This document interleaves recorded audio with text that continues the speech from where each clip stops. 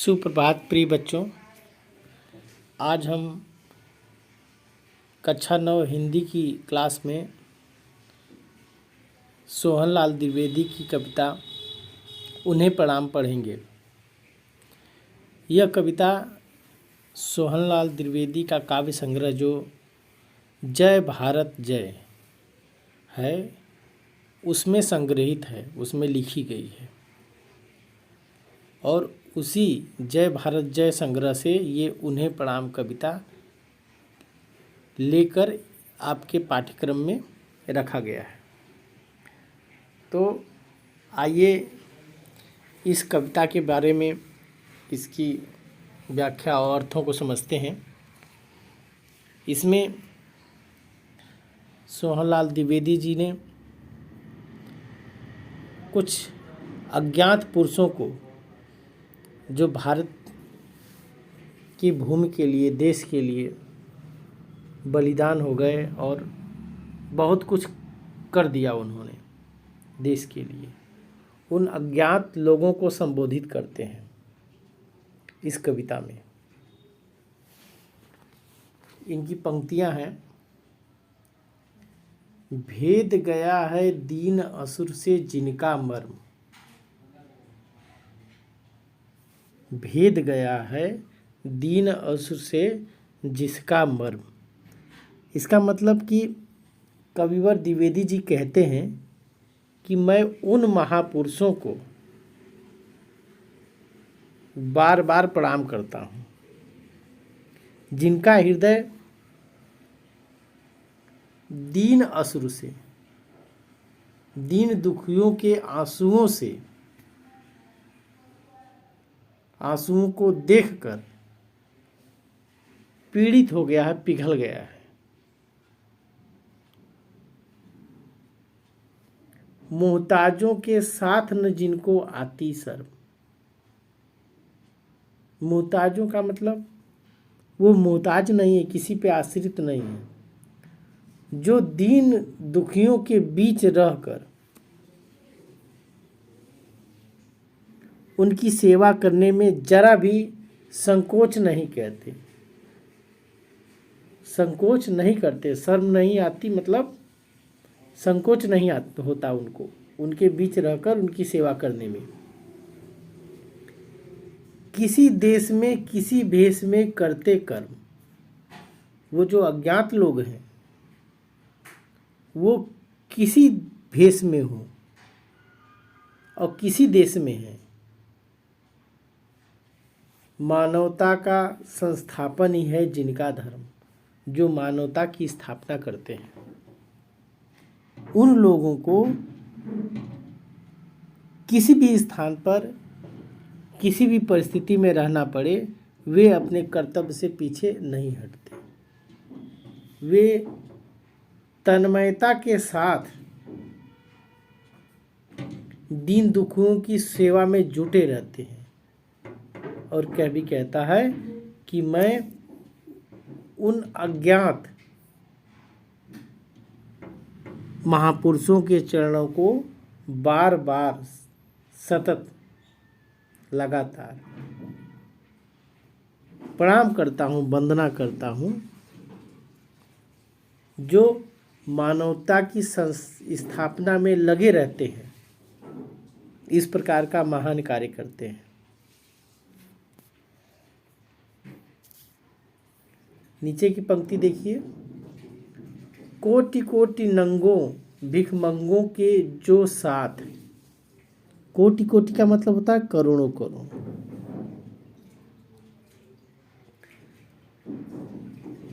कवि कहते हैं कि जो देश के करोड़ों वस्त्रहीन, नंगों माने वस्त्रहीन, और भिखमंगों के साथ में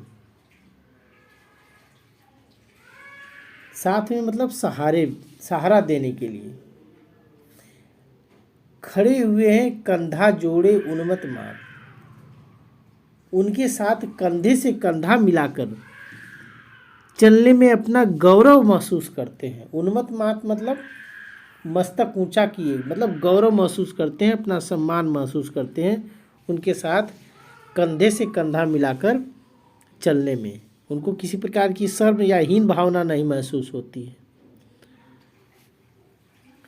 शोषित जन के पीड़ित जन के कर को थाम।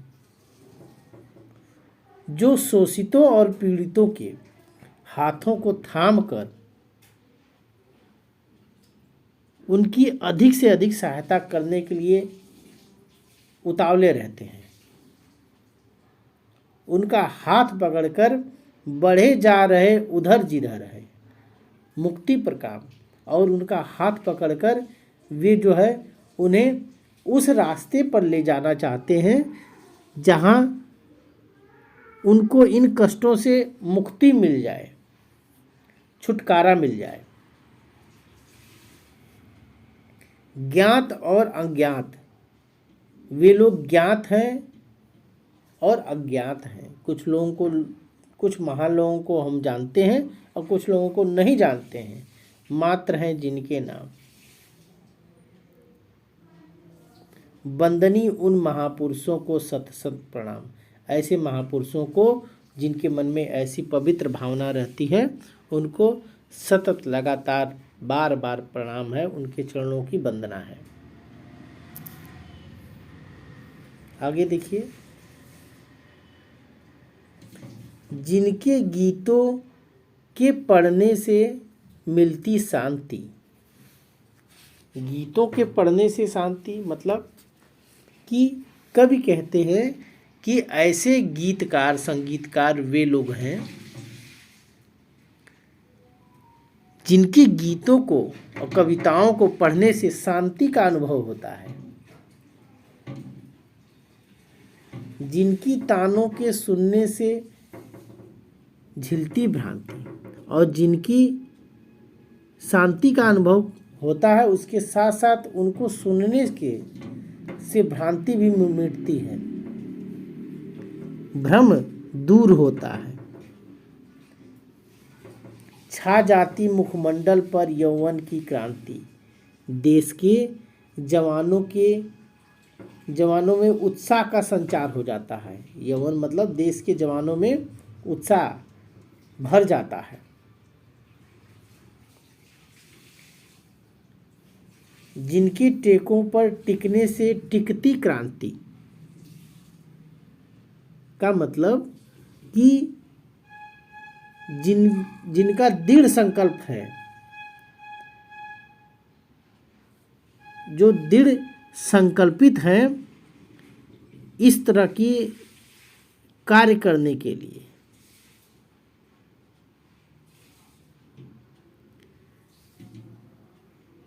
जिनके दृढ़ संकल्पों पर ही बड़ी बड़ी क्रांतियां संभव होती हैं।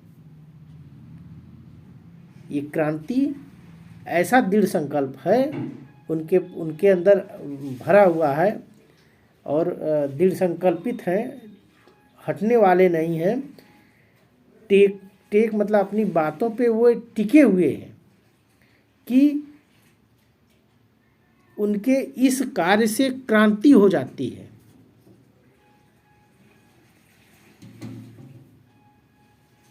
मरण मधुर बन जाता है जैसे वरदान, और जिनकी प्रेरणा पाकर देश का युवा मृत्यु को अभिशाप नहीं वरदान मानकर देश के लिए अपने प्राण दे देता है, ऐसी क्रांति हो जाती है।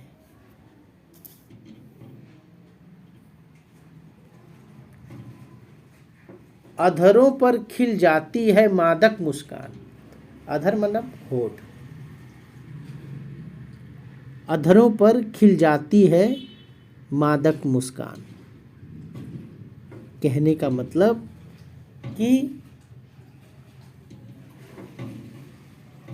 मरने के बाद जिनका मरना मधुर हो जाता है और बलिदान होने के बाद भी उनके चेहरों पर, होठों पर देखने पे मालूम होता है कि वो मुस्कुरा रहे हैं। मादक मुस्कान मतलब दुख उनके में किसी प्रकार का नहीं है, चेहरे पर, उनके अधरों पर मुस्कान रहती है।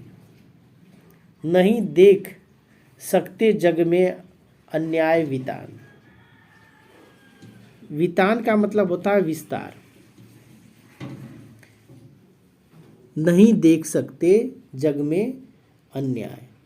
वे समस्त जो सत्पुरुष हैं,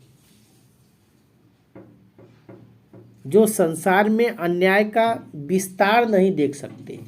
वितान माने विस्तार। वे महापुरुष अन्याय का विस्तार, अन्याय को बढ़ता हुआ नहीं देख सकते। प्राण उच्छ्वसित होते हैं बलिदान।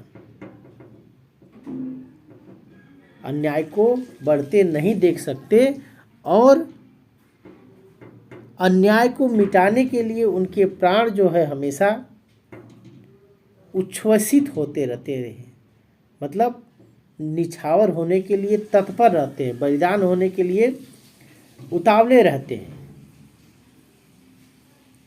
जो घावों पर मरहम का कर देते काम। जो दूसरों के दुख रूपी घावों पर अपने मधुर मीठे शब्दों का मरहम लगाकर पीड़ा को समाप्त कर देते हैं, दुख को समाप्त कर देते हैं अपने शब्दों रूपी मीठे मरहम लगाकर, मीठे शब्द रूपी मरहम लगाकर। उन सहृदय हृदयों को मेरा कोटि प्रणाम। उन सहृदय व्यक्तियों को मेरा कोटि माने करोड़ों प्रणाम, करोड़ों प्रणाम, बार बार प्रणाम। आगे देखिए, उन्हें जिन्हें है नहीं जगत में अपना काम। कवि कह रहे हैं कि जिन परोपकारी व्यक्तियों को अपना कोई काम नहीं है, अपनी कोई इच्छा नहीं है, जो अपना स्वार्थ सिद्ध नहीं करते लेकिन दूसरों के हित के लिए अपना सब कुछ निछावर करते हैं। राज से बन गए भिखारी तज आराम। राजा से बन गए भिखारी तज आराम। जो दीन दुखियों के कष्टों को दूर करने के लिए अपने राज्य के सुख सुविधा को त्याग कर भिखारी हो गए।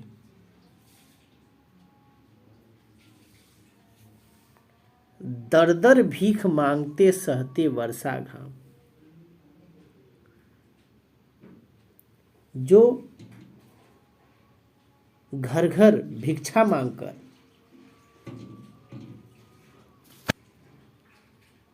वर्षा घाम में, वर्षा बारिश के दिनों में, घाम माने गर्मी के दिनों में, दो सूखी मुकरियां दे देती विश्राम। मुकरियां माने रोटियां।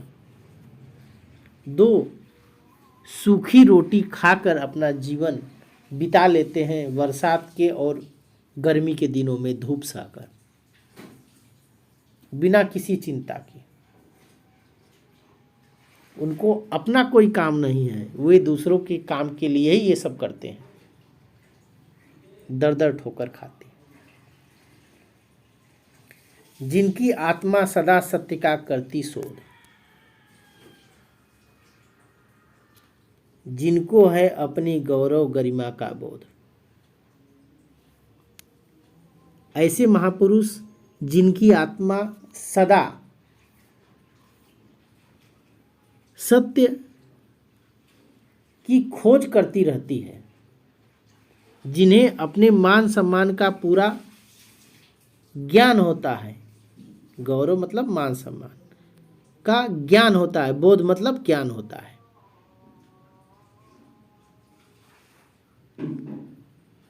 और जिन्हें दुखियों पर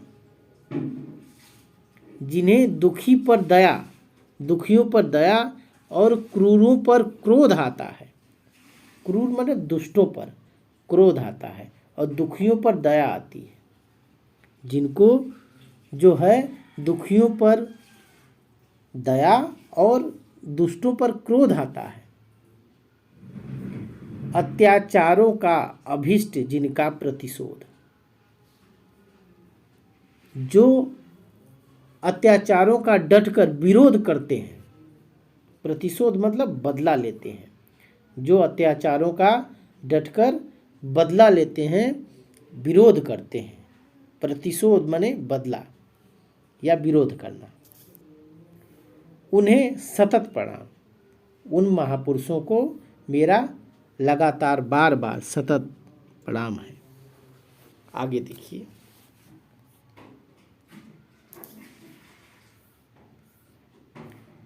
जो निर्धन के धन निर्बल के बल अभिराम।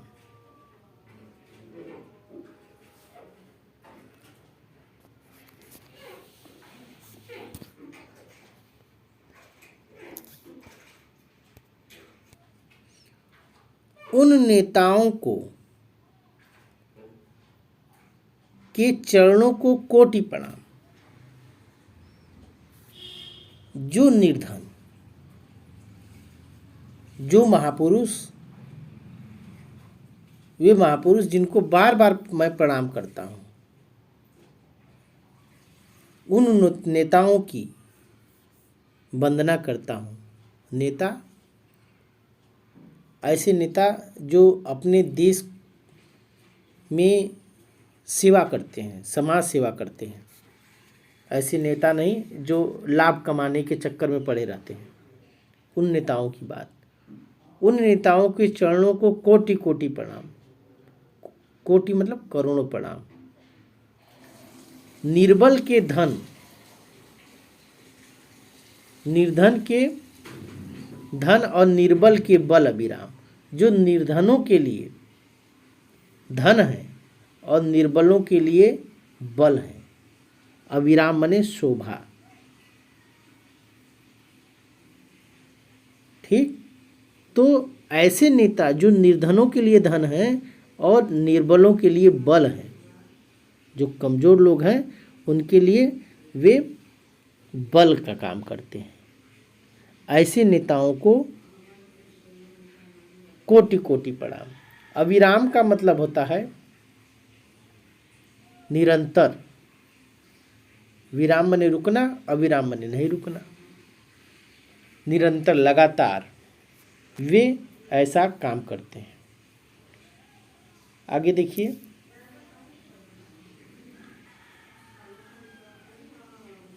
मातृभूमि का जगा जिन्हें ऐसा अनुराग। यौवन में ही लिया जिन्होंने है वैराग। नगर नगर की ग्राम ग्राम की छानी धूल, समझे जिससे सोई जनता उनकी अपनी भूल। वो जनता को जगा रहे हैं। कैसे? कभी कहते हैं कि मैं उन लोगों को प्रणाम करता हूं जिनके हृदय में मातृभूमि के लिए अनुराग है, प्रेम है।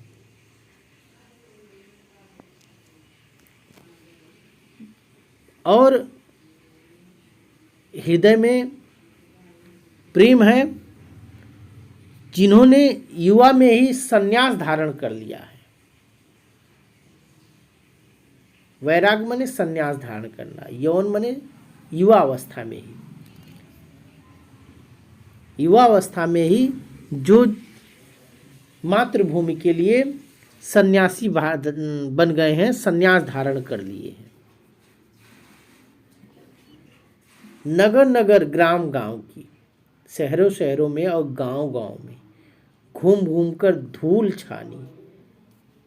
धूल छानी का मतलब घूमते रहे। किस लिए घूमते रहे? समझे जिससे सोई जनता अपनी भूल। ये सोई हुई जो जनता है वे अपनी भूल समझे और जाग जाए। इसलिए वे नगर नगर और गांव गांव घूमकर उनको जगाते रहे, उनको समझाते रहे, जिससे उनको अपनी भूल समझ में आए और परतंत्रता की नींद से जागकर मातृभूमि के लिए, देश की सेवा करने के लिए तत्पर हो जाए, खड़े हो जाए वे लोग। इसलिए वे जगा रहे हैं। जिनका रोटी नमक न होता कभी नसीब, जिनको रोटी मतलब खाना, रोटी नमक का मतलब खाना कायदे से कभी नहीं मिल पाता है, नसीब से नहीं मिल पाता है, क्योंकि एक स्थान पे रुकना नहीं है, उनको जगह जगह जाना है, घूमना है, तो उनको सही रूप से खाना मिल नहीं पाता, भोजन नहीं मिल पाता है, उनकी दिनचर्या ठीक से नहीं हो पाती है, उनका जीवन कष्टमय होता है। उन्हें पेट भरने के लिए रोटी नमक भी कायदे से नसीब नहीं हो पाता, मिल नहीं पाता।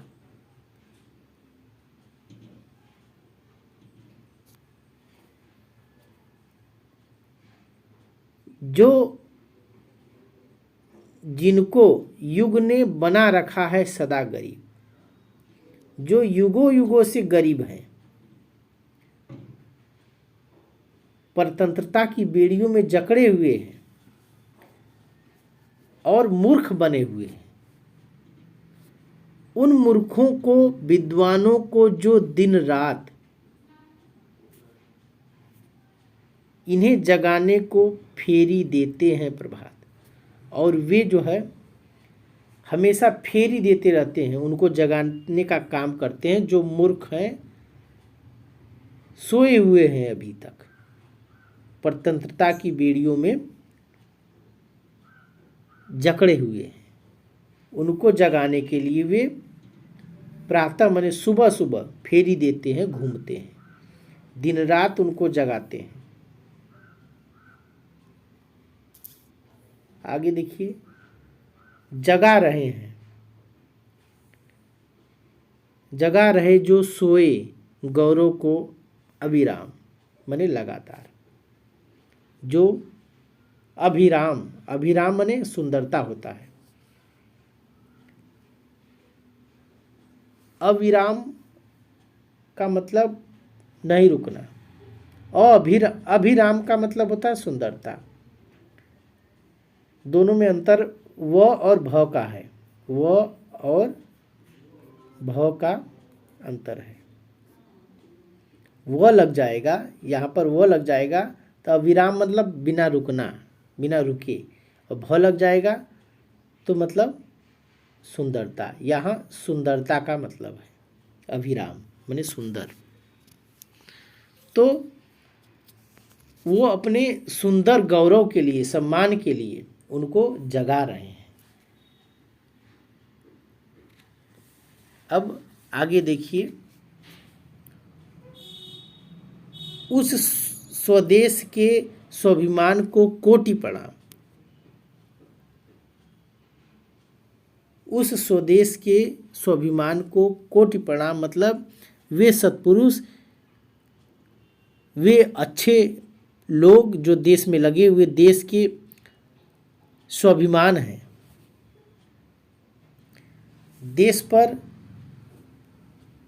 देश उन पर गर्व का अनुभव करता है,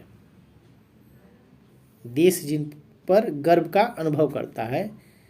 मैं उन भक्तों को कोटि प्रणाम करता हूँ, कोटि माने करोड़ों, करोड़ों बार मैं उनको प्रणाम करता हूँ। जंजीरों में कसे हुए शिकंजों के पार,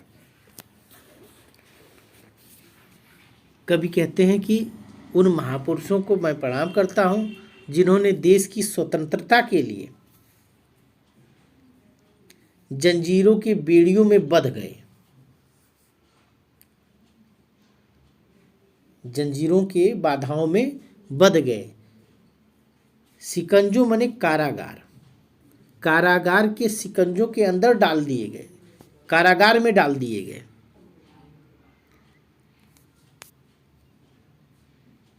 जन्मभूमि जननी की करते जय जयकार, फिर भी वो अपनी मातृभूमि की जय जयकार करते हैं।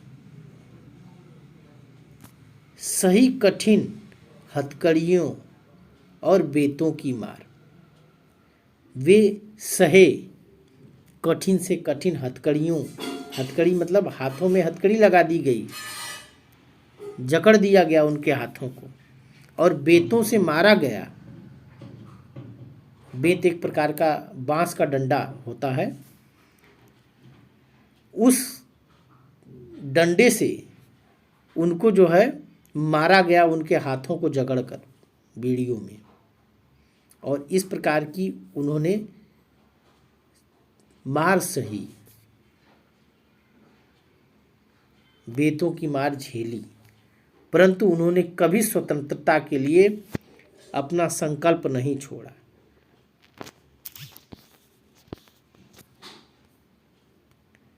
आज़ादी की कभी न छोड़ी टेक, आज़ादी मतलब स्वतंत्रता के लिए कभी अपनी टेक नहीं छोड़ी। अपना टेक मतलब संकल्प, अपना वादा नहीं तोड़ा कि मैं ये स्वतंत्रता नहीं लूँगा। वे हमेशा स्वतंत्रता के लिए मांग करते रहे, संकल्प अपना नहीं छोड़ा। इसका मतलब यही है। और स्वाधीनता के लिए, देश की लड़ाई के लिए हमेशा मांग करते रहे, जय जयकार करते रहे, जय जयकार। स्वार्थ, लोभ, यश कभी सका है जिन्हें न जीत।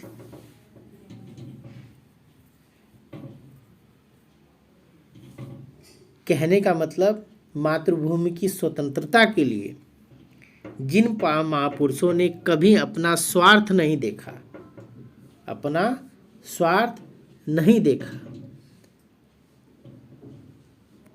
लोभ भी जिनको हिला नहीं पाया, डिगा नहीं पाया। लोगों ने लोभ दिया लेकिन उसको भी उन्होंने अस्वीकार कर दिया। जिन्हें यश प्राप्ति की कभी इच्छा नहीं रहती, यश प्राप्ति के लिए ये सब नहीं काम किए वे। जिनका मन स्वयं के बस में था, जिनका मन अपने बस में था, वे अपनी धुन के मतवाले मन के मीत थे। मन उनका बहुत पक्का था, मन के मीत थे वे। ढाने को साम्राज्यवाद की दृढ़ दीवार, जिन्होंने ब्रिटिश साम्राज्य की मजबूत दीवार को गिराने के लिए बार बार बलिदान चढ़े प्राणों की वार, बार बार फांसी के फंदे पर चढ़कर प्राणों का बलिदान दे दिए, अपने प्राणों का बलिदान दे दिए फांसी के फंदे पर चढ़कर। वे सभी देशभक्त वंदनीय हैं।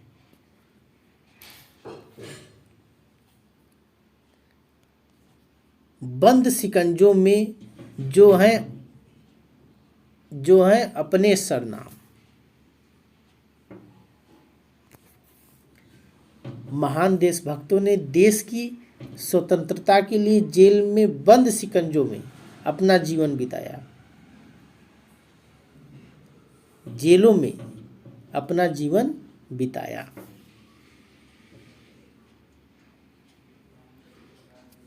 और सरनाम का मतलब होता है प्रसिद्ध।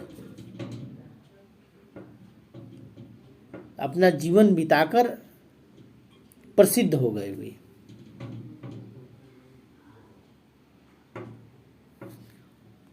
उन्हीं कर्मठों ध्रुव धीरों को है प्रतियाम। प्रतियाम का मतलब होता है प्रत्येक पहर में, प्रत्येक पहर में। प्रतियाम का मतलब उन कर्मठ वीरों को और धैर्यवान महापुरुषों को, ध्रुव धीरों मतलब धैर्यवान महापुरुषों को मैं प्रत्येक पहर कोटि मने करोड़ों प्रणाम करता हूँ। प्रतियाम मने पहर, हर पहर में करोड़ों प्रणाम करता हूँ।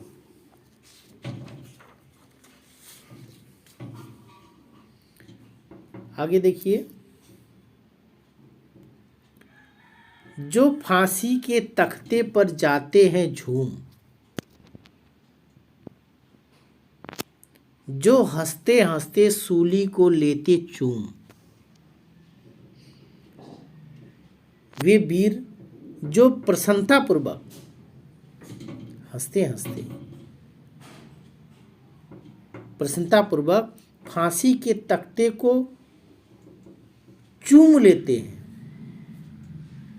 सूली को, फंदे को चूम लेते हैं, सारी तख्ते को नहीं, फांसी के फंदे को चूम लेते हैं हंसते हंसते, और तख्ते पर चढ़कर, फांसी के तख्ते पर, फांसी पर झूल जाते हैं।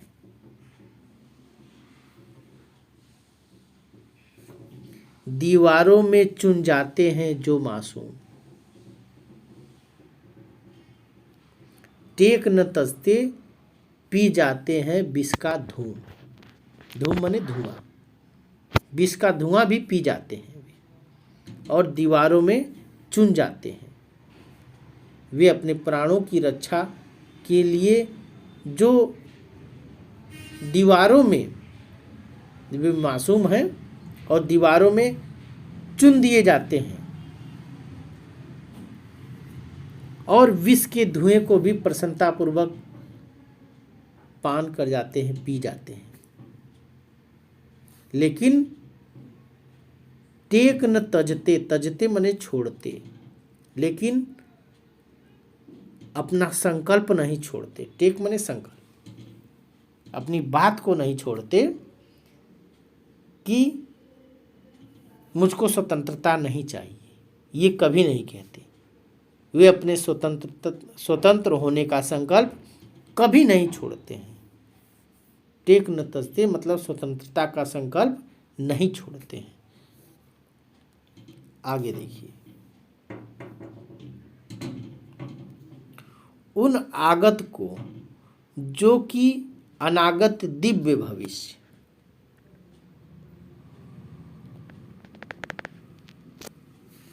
इसका मतलब कि जिन महापुरुषों के कारण वर्तमान में सुख मिला है,